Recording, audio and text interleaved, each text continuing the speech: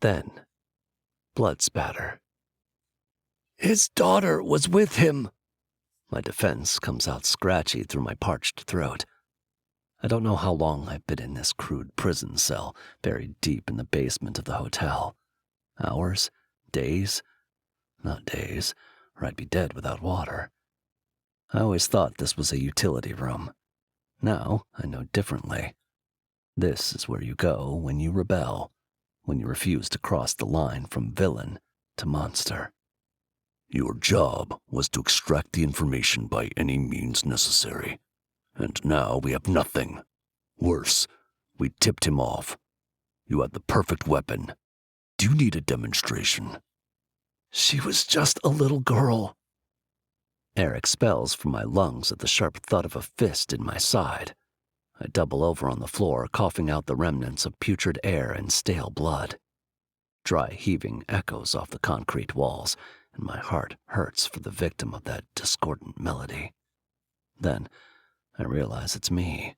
My gasps, my groans, my blood staining another surface on this callous earth. Plastic restraints cut further into my raw skin as I struggle for oxygen. 3 men look on with relaxed stances, enjoying the show of my suffering. They wave a gun around like it's a threat. For me, it's a goal. I manage to pull in a full breath just as a foot flies at my face. My vision blurs, my body contorting to combat the pain, but it's no use. Everything hurts. Every breath, agony. Blood sears down the side of my face, dripping to the floor in perfect beads. Drip. Drip. I watched a documentary on blood spatter once. You can tell a lot from the way blood expels from the body and meets its final resting place. But mine is lying right now. The person who finds it won't begin to understand the twisted history of these drops. "You've been doing so well, Picasso. Why'd you have to go and mess it up?" I don't bother answering. It wasn't a real question anyway. The real message was a not-so-clever transition to the chair bolted to the floor a few feet away. But I know from experience these bullies are not as creative as others. "Let's just get this over with," I spit out. "Torture me or kill me. But you can tell your boss that I don't hurt children. I will never fucking hurt a child." "Torture you?" he says with a bitter laugh. "No, my friend. We've learned you only have one weakness. This one is going to hurt." My blood runs cold at the sound of the steel door. I twist enough to see 3 sets of feet moving through it. The rustle of resistance forces me to angle through the pain for a better view. My heart stops. Kristen? Oh, God. I can't breathe again as they drag my only true attachment into the room. We've known each other for just a few months, since they placed me at the Towers Hotel in Chicago, but she quickly became a necessary part of my life. I hadn't realized how starved I was for a meaningful human bond until I had a lifelong friend after one conversation.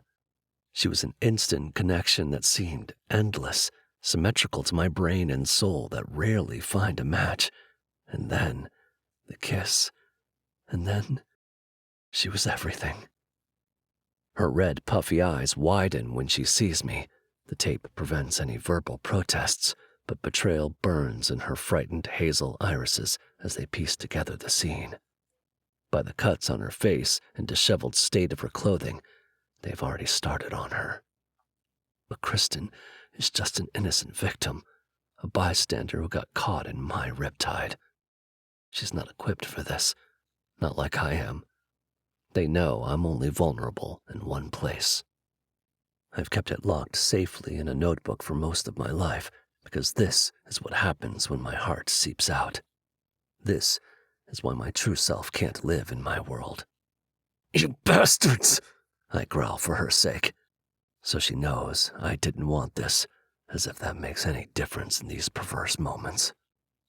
I will leave my resistance at that, however. They want me to beg.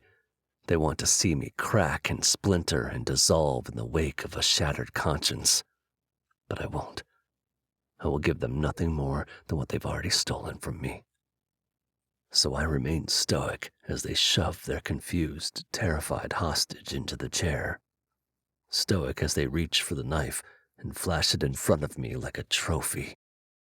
Stoic through muffled screams that gut me and rip through my insides in mirrored carnage of what's happening in front of me. They will never know they broke me today. What is the story Kristen Lee's blood will tell? That I had one friend, and I just killed her. J.D., September 4th. There are words in my mouth that taste like blood, crashing and crushing anything in their path, dissecting themselves and searching for the spirit, deepening and dampening the weight of the wounds they festered in. The calm has vanished. In its place is a cold October breeze that has extinguished the flame I once called peace, cracking my lips, and even more so my bones. I am pleading with the sun to consume me.